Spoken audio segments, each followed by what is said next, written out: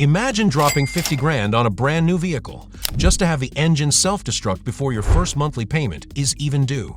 Right now in 2026, the world's most trusted car brands are hiding massive, catastrophic defects. From surprise $5,000 repair bills to sudden highway shutdowns, these are the 8 dangerous engines you must avoid at all costs. Number 8. Volkswagen and Audi. EA888 2.0-liter turbo 4-cylinder. The EA888 VW and Audi's 2.0-liter turbo 4 has been in everything from the Tiguan and Golf GTI to the Audi A4, A5, and Q5 since 2008. Plenty of these engines run fine. VW has refined this architecture for over 15 years, but the refinement has been layered on top of a weakness that was never fixed: the piston rings. Across EA888 engines from 2008 all the way through 2024, a significant number of these rings fail to hold their seal. Oil gets pulled into the combustion chamber and burned. You lose a quart between oil changes. Then you're running the engine on vapors, and the turbocharger, which depends entirely on oil for cooling and lubrication, is the first thing to go. After the turbo, the upper engine. Neither repair is cheap. Both happened at enough volume that in late 2025, a class action settlement was finalized, Kimball v. Volkswagen, covering catastrophic failures across that full 16-year production window. If you're shopping a used Q5 or Tiguan, pull the VIN against the settlement database before you sign. And the 2026 Tiguan just got a full redesign. New sheet metal, new campaign. Same EA888 block underneath. The branding changed. The architecture didn't. Number 7. Jeep. 2.0-liter Hurricane Turbo 4-cylinder 4xe hybrids. Number 7 is what happens when marketing outruns engineering validation. Jeep's 2.0-liter Hurricane powered the Wrangler 4xe and Grand Cherokee 4xe. The pitch was compelling, high output, paired with an electric motor, delivering off-road capability with improved efficiency. The engineering reality was different. A small displacement engine running high boost made it to a complex hybrid drivetrain operating in off-road conditions where it's producing peak power at low speeds with minimal airflow. That is an enormous thermal and mechanical burden. And the result was a specific, severe failure mode, internal manufacturing defects causing sudden, complete engine stalls. Not a warning light, not a limp mode. The engine shuts off instantly, at speed, with zero warning.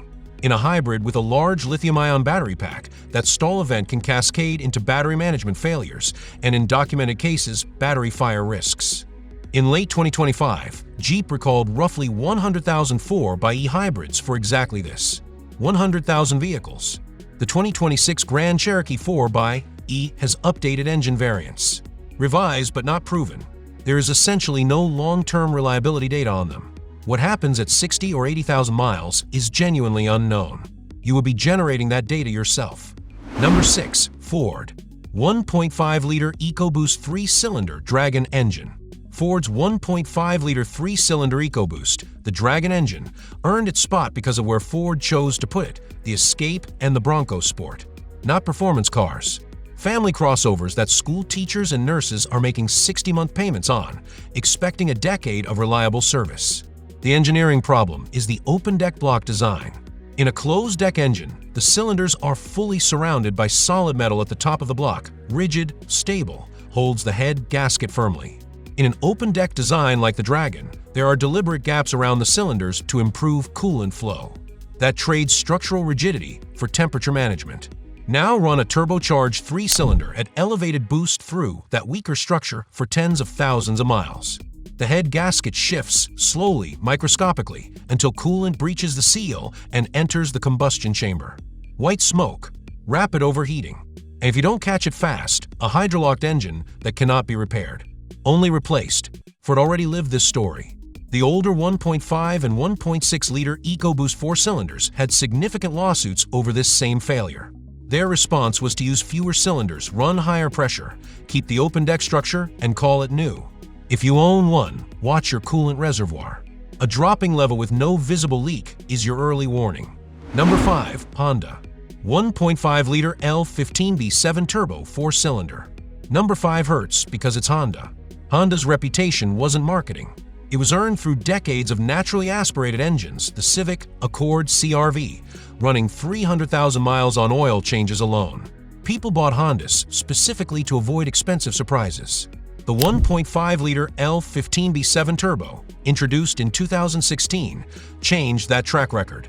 Early variants from 2016 through 2020 had severe oil dilution, unburnt fuel seeping past the piston rings into the oil pan, thinning the oil and degrading lubrication at every critical surface. Honda extended warranties and issued fixes. The conversation moved on. But here's what didn't get addressed: what years of running on fuel-contaminated oil does to an engine internally. Bearings, cylinder walls, and piston rings that operated on compromised lubrication don't wear normally, they wear ahead of schedule. Now those 2016 to 2020 CR-Vs, Civics, and Accords are crossing the 60 to 100,000 mile mark, and head gasket failures are emerging at rates Honda buyers never signed up for. If you're shopping now, look hard at the window sticker. Honda is transitioning to their two-motor hybrid system across the lineup, a fundamentally different and far more proven powertrain. In this generation, the hybrid isn't just the efficient choice. It may be the reliable one. Number 4. General Motors. 1.2-liter turbo 3-cylinder L3Z. Number 4. And I need to correct something first, because other creators are getting this wrong in a way that could actually hurt you. Multiple channels have flagged the Buick Envision for this engine. That is incorrect. The Envision uses a 2.0-liter 4-cylinder.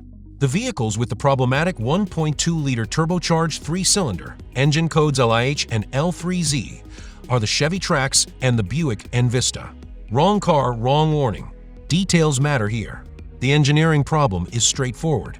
GM put a 1.2-liter 3-cylinder into a crossover that weighs over 3,000 pounds.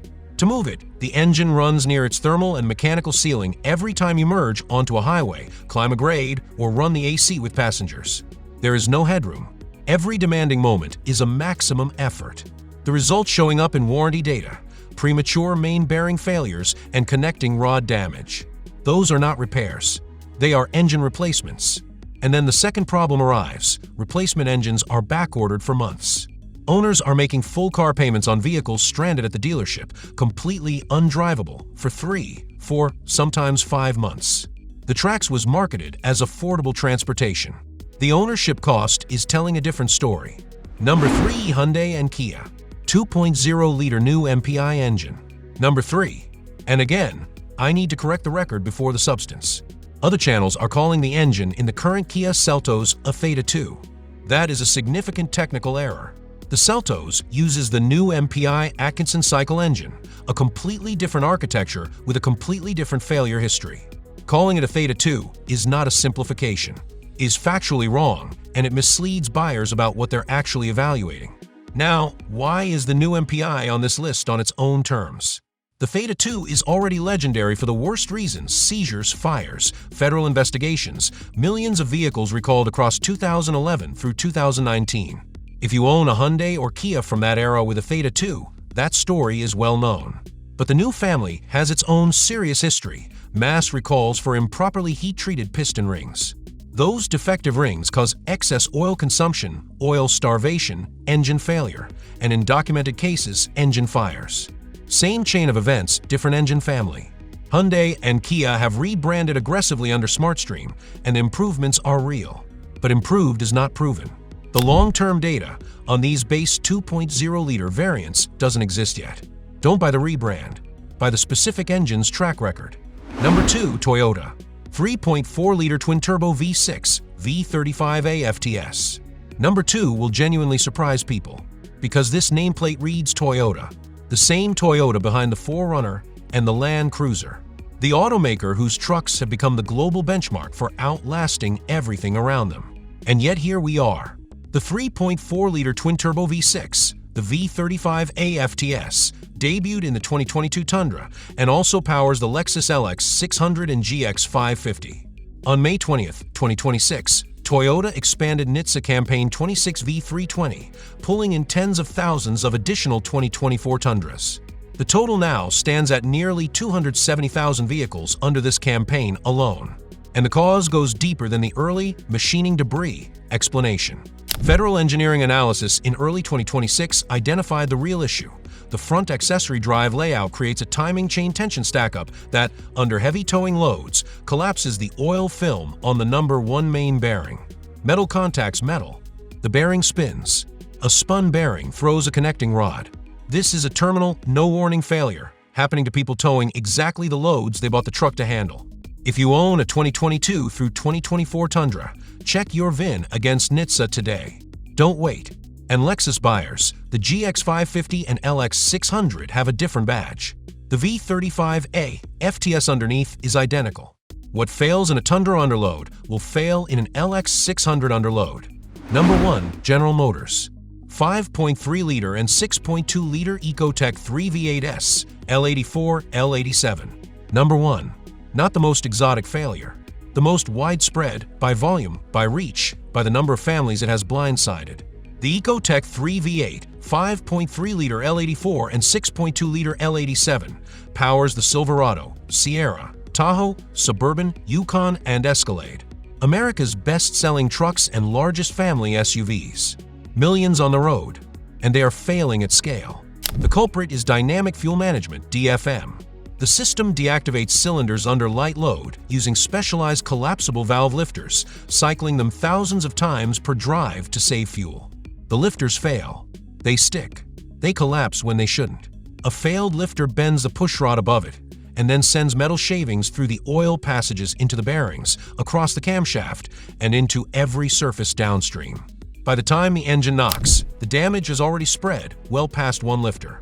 This failure does not wait for high mileage. It has happened at 80,000 miles, at 20,000, at 800 miles off the showroom floor. If you own one of these vehicles, look into DFM-specific extended warranty coverage and research the aftermarket lifter delete, replacing the collapsible units with solid lifters and disabling the software. An entire industry exists specifically because this failure is that common. General Motors knows. Their dealers know. And now, so do you. Before you sign anything, go to NHTSA.gov, plug in the VIN, and check for open recalls. It's free, it takes 3 minutes, and it could save you $5,000. If you want naturally aspirated or a proven hybrid, that's your safest exit ramp right now. Drop your engine, your mileage, and what happened in the comments. I read every single one. See you in the next one.